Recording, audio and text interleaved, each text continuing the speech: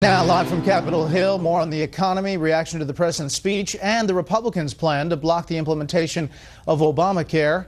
Let's bring in Texas Republican Senator Ted Cruz. Senator, thanks for being here.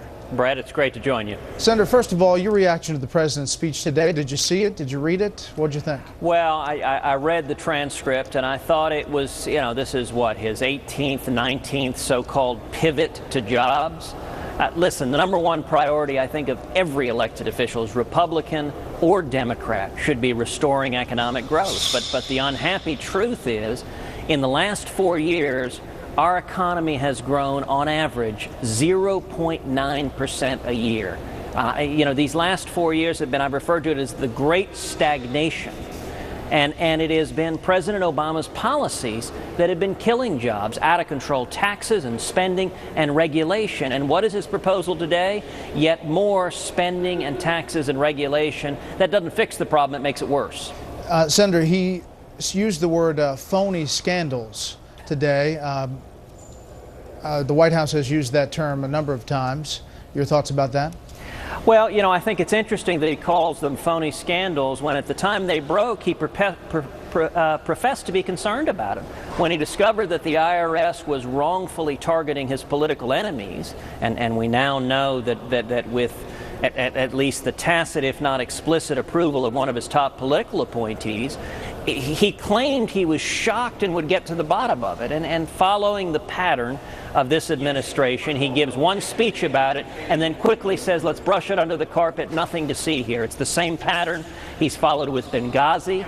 It's a pattern over and over again of wanting to avoid accountability. And I think it's unfortunate to see the executive abusing power and disregarding the law. A theme he hit numerous times today, Senator, was it's not enough for Republicans just to oppose me.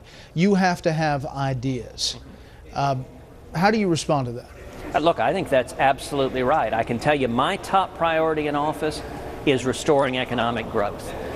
There's only one other period since World War II where we've had 4 consecutive years of less than 1% economic growth on average, and that was 1979 to 1982. That was coming out of the Jimmy Carter administration. It was the same failed policies, out-of-control spending, out-of-control taxes, out-of-control regulation, produced the exact same stagnation. So, Brett, how do we fix it? We fix it, number one, by finally reining in the out-of-control spending. Number two, fundamental tax reform, simplifying the tax code, and I think ultimately and critically abolishing the IRS. And number three, regulatory reform, lifting the enormous burden of regulations. And nothing is more important in regulatory reform than repealing every word of Obamacare, which I'm fighting every day to do. On that point, you, Senator Lee, Senator Rubio have sent a letter to the Senate Majority Leader saying that you want to repeal Obamacare tied to the debt ceiling. Here is Representative Tom Cole today reacting to that.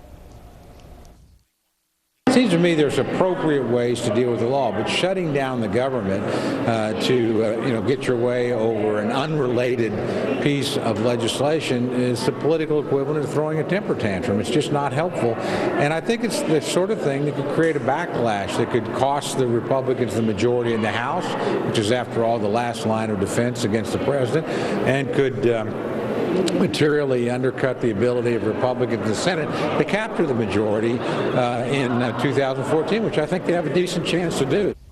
Senator Roy Blunt said something similar, not exact same words, on another channel today. Your thoughts? Well, let me make 3 points. Number one, Obamacare isn't working. In the words of its lead author in the Senate, Democratic Senator Max Baucus, it is headed towards a major train wreck, which is why President Obama had to admit failure by unilaterally delaying the employer mandate until after the next election, because it's not working and Democrats are scared of electoral accountability. Number two, if we want to stop this train wreck from hitting hardworking American families, the time to do so is now.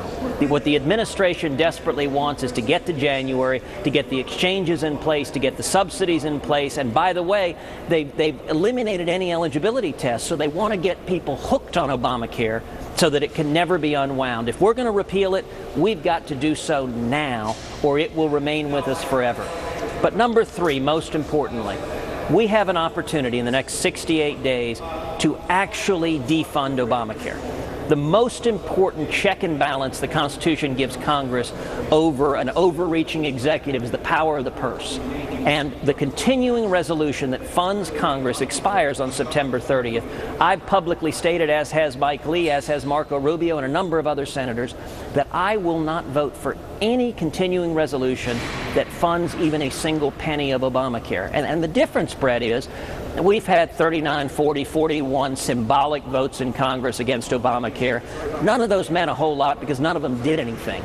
If Republicans stand together, if we get 41 Republicans in the Senate or 218 Republicans in the House who stand together and say, we will not vote to affirmatively fund Obamacare, we can get this done now. But the only way that's going to happen is if the American grassroots, if conservatives come together and demand that of our elected officials, because right now we don't have the votes, but if the people demand it, that's going to change. Okay, you know you could be in a fight within your own party on this front. Look, I think so many Americans are frustrated with career politicians in both parties. You don't get a $17 trillion debt without a whole lot of bipartisan cooperation, without a whole lot of Democrats trying to spend way too much money and a whole lot of Republicans going along with it. Well, Senator, we really appreciate your time. We'll have you back. Thank you. I look forward to it. Thank you, Bret. You are paying